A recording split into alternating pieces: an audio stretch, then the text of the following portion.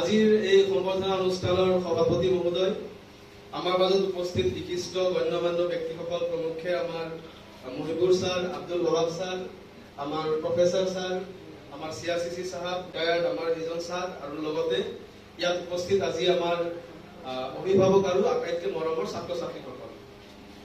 পোনপ্ৰথমে মই জনকল্যাণ ফাউণ্ডেশ্যনৰ অৰ্গেনাইজাৰসকলক মোৰ আন্তৰিক কৃতজ্ঞতা ধন্যবাদ জ্ঞাপন কৰিছো যে এনেকুৱা এটা আমাক প্লেটফৰ্ম দিছে য'ত আমি অভিভাৱক তথা আমাৰ উঠি অহা ছাত্ৰ ছাত্ৰীসকলৰ লগত ইণ্টাৰেকশ্যন কৰাৰ এটা এনেকুৱা প্লেটফৰ্ম পাইছো। এই আমাৰ উপযুক্ত বক্তাসকল খুব ধুনীয়া ধুনীয়া কেইটামান বঢ়িয়া বঢ়িয়া কথা কৈছে। মই একদম এটা এটা কথা খুব মনোযোগ দি শুনি আছিলো। মোটামুটি এটা ধুনীয়া এটা অভাৰভিউ ব্ৰিফ এটা দিছে যে আমি এজন সফল ব্যক্তি বা এজন ভাল পাৰ্চনেলিটিৰ গৰাকী হ'বলৈ কেনেকে জীৱনটোত আমি আগবাঢ়িলে এজন ভাল এচিভাৰ ইন ট্ৰু চেন্স হ'ব পাৰিম। গতিকে মই এটা কথা খালি ক'ব খোজো যে জয় বাইডেনৰ নাম শুনিছে আপোনালোকে, আমেৰিকাৰ ৰাষ্ট্ৰপতি। ইলন মাস্কৰ নাম শুনিছে, মাৰ্ক জুকাৰবাৰ্গটো চবে জানে। লাগিলে মাৰ্ক জুকাৰবাৰ্গে হওক, লাগিলে ইলন মাস্কে হওক, লাগিলে জয় বাইডেনে হওক, লাগিলে নৰেন্দ্ৰ মোদী হওক, লাগিলে আমাৰ মুখ্যমন্ত্ৰী হিমন্ত বিশ্ব শৰ্মাই হওক, তেওঁলোকৰ মাজত আৰু আপোনালোকৰ আমাৰ মাজত এটা সাদৃশ্য আছে। There is one common similarity between them and us. I don't know whether you could be able to guess it or not. এটা প্ৰথমটো হ'ল যে everyone was a student at some point in their life. প্ৰতিগৰাকী ব্যক্তিয়ে তোমালোকৰ নিচিনা সেই যাত্ৰা পাৰ কৰি আহিয়ে আজি তেনেকুৱা পজিশ্যনত আছে। আৰু দুই নম্বৰ কথাটো হ'ল যে সকলোৰে সময় কিন্তু 24 ঘণ্টাই। ইট ইজ ডেমক্ৰেটাইজড বাই ডিফল্ট, মানে ফ্ৰম দ্য অলমাইটি আমাক সৃষ্টি কৰোঁতে দিছিলে যে তোমালোকৰ গোটেইখিনিৰে, চাহে আপ কিতনা ভি বড়া ভিভিআইপি কিয় না হো, আপুনি লাগিলে কৃষকেই হওক যিয়ে হওক, 24/7 আছে আৰু এক বছৰত সময় 365 ডেজ আছে। একদম ইউনিফৰ্ম আছে, ডেমক্ৰেটাইজ আছে। গতিকে সেইটোৰ আমি লেভাৰেজ ল'ব পাৰিছো নে নাই? ডাঙৰ প্ৰব্লেমটো হ'ল কি জানেনে, আমি টাইম কনচিয়াছ নহয়। Whether we are just merely spending time or we are investing our time for a better future, that makes a whole lot of difference. এই যে আজি ধৰি লওক যিবোৰ সফল ব্যক্তিৰ নাম কৈছে, শাহ ফেইছাল জম্মু এণ্ড কাশ্মীৰৰ টপাৰ আছিলে ইউপিএছচিৰ, সৌখিদিনা আমাৰ ডক্টৰ ময়ূৰ, তেখেতে 5th পজিশ্যন পালে ইউপিএছচিৰ। যিমান এচিভাৰ আছে তেওঁলোকৰ যদি আপুনি জীৱনশৈলী বা ডে শিডিউল চাই, তেতিয়া আপুনি ভাবিব যে where we are lacking. Typical এটা গাৰ্জেনৰ আপোনালোকে মাইণ্ড নকৰিব, মানে একদম নিজৰ বুলিয়ে, কাৰণ আত্মসমালোচনা আমি কৰিব লাগে। যেতিয়া আমাক কোনোবাই ভেঙুচালি কৰে তেতিয়া আমি খুব প্ৰভোক হৈ যাওঁ, খুব অফেণ্ডেড ফিল কৰোঁ। বাট আমি ডিপ এনালাইচিছ বা ইন্ট্ৰস্পেকশ্যনটো আমি কৰিবলৈ নাচাওঁ যে এই বস্তুটো ক'বলৈ সুবিধাটো ক'ৰ পৰা পালে। আজি হিমন্ত বিশ্ব শৰ্মাই খিলঞ্জীয়া মানুহক উদ্দেশ্যি আত্মসমালোচনা কৰিছে যে তোমালোকে কৰ্মবিমুখ নহবা, adopt a good work culture, go and emulate this Mia people, Mia or Bengali speaking Muslim people. সেইটো আমি কিয় বেয়া পাব লাগে? আমি কৈছো নে নাই? এতিয়া চব কিছুদিন আগতে মই যেহেতু ডক্টৰ অলপমান দুটা কথা মেডিকেলৰ ফালৰ পৰা আলোকপাত কৰো, it is a big matter of concerned. NFHS data ওলাইছিলে 5 নেশ্যনেল ফেমিলি হেল্থ সাৰ্ভে। আৰু এই সাৰ্ভেবিলাক খুব ট্ৰান্সপাৰেণ্ট হয়, তাতে কোনো মেনিপুলেটিং বা ফাজিং নহয়। তাতে আমি দেখিবলৈ পাইছিলো যিবিলাক আমাৰ মাইনৰিটি অধ্যুষিত এলেকা, ধুবুৰী, বৰপেটা, দৰং, এইবিলাকত 20% of the pregnant women were teenage pregnant. তাৰমানে 18 বছৰ হোৱাৰ আগতেই তেওঁলোকে গৰ্ভধাৰণ কৰিছে। চাওকচোন কিমান চিন্তাৰ বিষয়। তাৰমানে য'ত নেকি 18 বছৰত ছোৱালী এগৰাকীয়ে এখন উচ্চ শিক্ষা অনুষ্ঠানত থাকিব লাগে, ৰিচাৰ্চ কৰিব লাগে, মেডিকেলত যাব লাগে, ইঞ্জিনিয়াৰিঙত যাব লাগে, ভাল কলেজত আমাৰ সুনাম কঢ়িয়াব লাগে, সেইটো সময়ত যদি আমি তাক মাতৃত্বৰ বোজা জাপি দিওঁ, তো ডেট ইজ নট ফেয়াৰ। আমাৰ অভিভাৱকসকলে অলপ, মই ভাবো যে আৰু বেছি সচেতন হোৱাৰ প্ৰয়োজন। Yes, times are changing, but we cannot be complacent. মেডিকেলত কিবা এটা চিট পালে that will not revolutionize this community. আমাৰ কমিউনিটিটো ইমানেই লাঞ্ছিত, বঞ্চিত, ডিপ্ৰাইভ। যদি আমি আগবাঢ়িব নোৱাৰো, যদি নিজকে আমি এম্পাৱাৰ্ড আৰু নলেজেবল কৰিব নোৱাৰো, তেতিয়াহ'লে কিন্তু আমাৰ কাৰণে the times R very tough. শিক্ষাই কি কৰিব পাৰে, মই এটা প্ৰেক্টিকেল এক্সাম্পল দিওঁ। এই কিছুদিন আগতে ধুলা থানাৰ এজন অচি, খাৰুপিঠা থানাতো আছিল, উৎপল বৰা বুলি, তেখেত এৰেষ্ট হোৱাৰ বাতৰি নিশ্চয় আপোনালোকে পাইছিল। আৰু উৎপল বৰাক জেলত পঠোৱা ব্যক্তিগৰাকী মই আছিলো। যদি মই শিক্ষিত নহলোহেঁতেন, then I could not have approached I would have been compelled. কিন্তু যেহেতু মোৰ শিক্ষা আছিলে, তো মই জানিছিলো যে at some point I will get justice. সত্যৰ সদায় জয় হয়, সত্যমেৱ জয়তে বুলি কয়, হয়নে?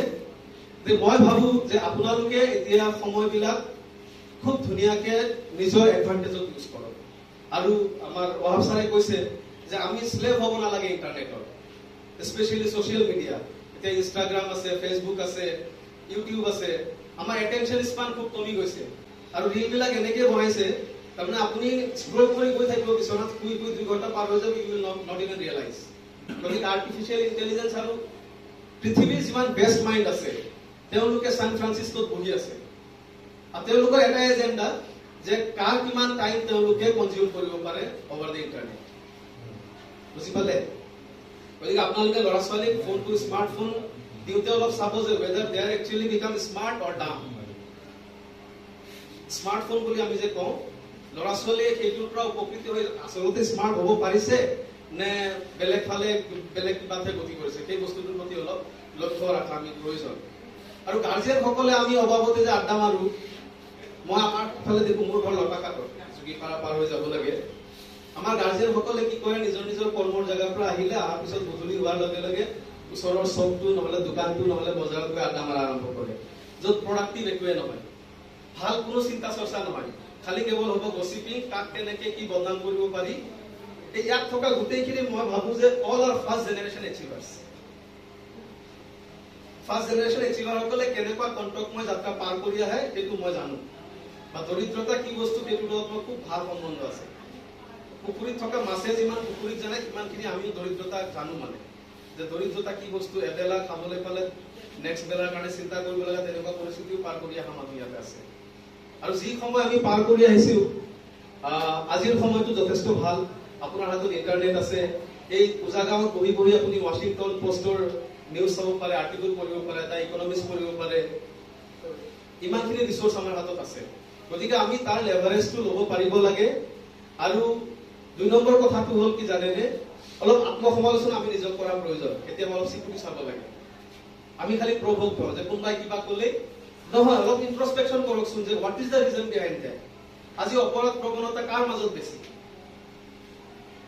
এতিয়া NCR national crime record bureau বুলি এটা এজেন্সি আছে তেওঁলোকে যেতিয়া ষ্টেটিষ্টিক্স বিলাক দিয়ে তেতিয়া চালে তো কমিউনিকেশ্যন স্কিল যদি আপোনাৰ ভাল হয় নহয় মানে it will give you an added kind of mileage and advantage আপুনি এই উত্তৰ বৰাৰ লগত যেতিয়া মই 24 জুনত কথা পাতিছিলো প্ৰায় 1 ঘণ্টা তেওঁক মই বুজাব ট্ৰাই কৰিছিলো যে আপুনি যি কৰে কৰক do whatever you want to but I am not going to give a single penny মই স্পষ্ট কৈছিলো যে আপুনি जो करना है करो पैसा नहीं देंगे क्योंकि हमने गलती किया ही नहीं है তেওঁ মোক এটা কথা কৈছিলে আপুনি অসমীয়া মানুহ ইংৰাজী কিয় কয় মই কৈছিলো you are a police officer I am also a medical officer if you have any problem conversating in English just tell me I can continue in Assamese if you don't know that's your problem তেতিয়া তেওঁ ৰিগো hard হৈ গৈছিল কিছু একাংশ মানুহ তেনেকুৱা আছে ভাবে যে লটাখাগত থকা মানুহ এটা হাউ ডেয়াৰ হি স্পিক ইংলিশ তেওঁ ইংলিশ কেনেকৈ ক'ব পাৰে এটোতো ফেন্সি বস্তু আমিহে ক'ব পাৰিব লাগে প্ৰিভিলেজ ইলিট সেকশন যিবোৰ মানুহ আছে গতিকে ঠিক আমাক তুচ্ছতাশীল কিছুমান মানুহে কৰে মোৰ এক্সপিৰিয়েঞ্চৰ পৰা মই কওঁ মই যিকেইটা অফিচত যাওঁ মই কিন্তু যথেষ্ট গুৰুত্ব পাওঁ সেয়া লাগিলে চাৰ্কুল অফিচে হওক ডিচি অফিচে হওক কমিশনাৰ হওক ডিজিপি হওক আৰু যদি আপোনাৰ সৎ সাহস থাকে আৰু আপোনাৰ এক্সপ্ৰেছিভ এবিলিটি থাকে নহয় you can roar like a lion আপুনি মানে সিংহৰ নিচিনা গৰ্জিব পাৰিব যেতিয়া আমাৰ এনকোয়াৰি হৈছিলে ডিজিপি অফিচত I literally roll like a lion গতিকে মই ভাবো যে আপোনালোকেও ঠিক তেনেকৈ ভিক্টিম মেণ্টেলিটি হ'ব নালাগে হয় কিছু অলপ সাম্প্ৰতিক পৰিস্থিতিবিলাক আমাৰ কাৰণে ফেভাৰেবল নহয় বাট ষ্টিল এতিয়াও কিছুমান ভাল ভাল সংস্থা আছে যেনেকৈ UPSC union public service commission আজিৰ তাৰিখতো ঠেলাৱালা ৰিক্সাৱালাৰ লৰাই খুব ধুনীয়াকৈ যদি তেওঁ ডিজাৰ্ভিং হয় যদি তেওঁ মেৰিটৰিয়াছ হয় তেওঁ UPSCত গৈ টপ কৰিব পাৰে ইউ কেন নট ইমাজিন বিহাৰৰ কিছুমান ল'ৰা যিবিলাকৰ মানে গাঁৱে গাঁৱে UPSCৰ এৱাৰনেছ আমাৰ ইয়াত কিন্তু সেইটো নাই লাষ্ট টাইম মই ডিজিপি সাহেবক লগ পাইছিলো জিপি সিং ছাৰক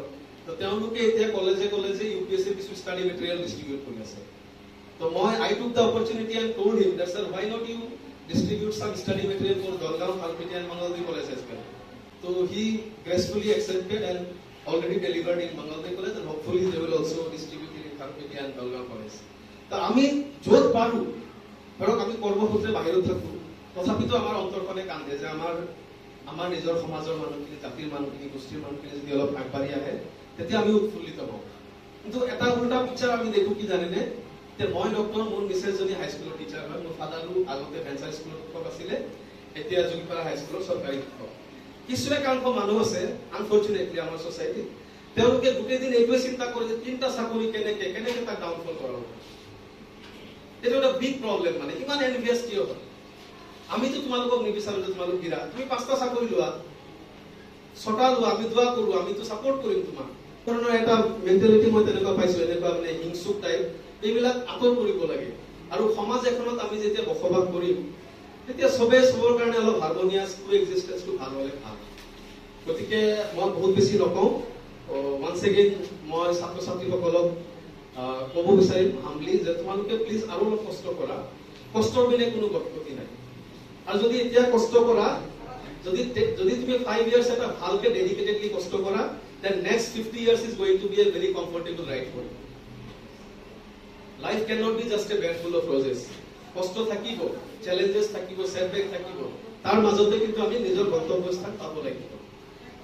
সকলোৰে সপোন আছে নে? আমাৰ ল'ৰা ছোৱালীসকলৰ আছে নে? কিবা জীৱনৰ লক্ষ্য আছে নে? লক্ষ্যত উপনীত হ'ব লাগিব। এটা পাৰপজ এড কৰি দিয়া। যদি কোনোবাই পুলিচ অফিচাৰ হ'ম বুলি ভাবিছা, এটা পাৰপজ এড কৰা যে what kind of changes am I going to bring after being a police officer. এইটো তোমাক এটা নতুন, it will give you a fresh level of enthusiasm and motivation.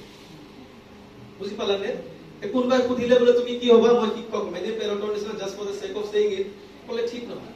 যদি তোমাৰ আচলতে মনত এটা উদ্দেশ্য আছে যে মই সঁচাকে শিক্ষক হৈ নতুন প্ৰফেশ্যনত সোমাই বেলেগক মানৱ সম্পদ গঢ় দিম, সুনাগৰিক সৃষ্টি কৰিম, ৱেল এণ্ড গুড। যিকোনো হোৱা, তুমি পুলিচ অফিচাৰ হোৱা, এডমিনিষ্ট্ৰেটিভ অফিচাৰ হোৱা, IAS হোৱা, SCS হোৱা। গতিকে মই পুনৰ এবাৰ সকলোকে মোৰ আন্তৰিক শুভেচ্ছা জনাইছো, আৰু মঞ্চত উপবিষ্ট আটাইখিনিকে মই মোৰ সত্তৰিক শ্ৰদ্ধা, সকলোকে মই মোৰ সন্মান চালাম জনাই মোৰ চমু বক্তব্য এইখিনিতে সামৰিছো। থেংক ইউ ছ' মাছ। জয় আই অসম। আসসালামু আলাইকুম।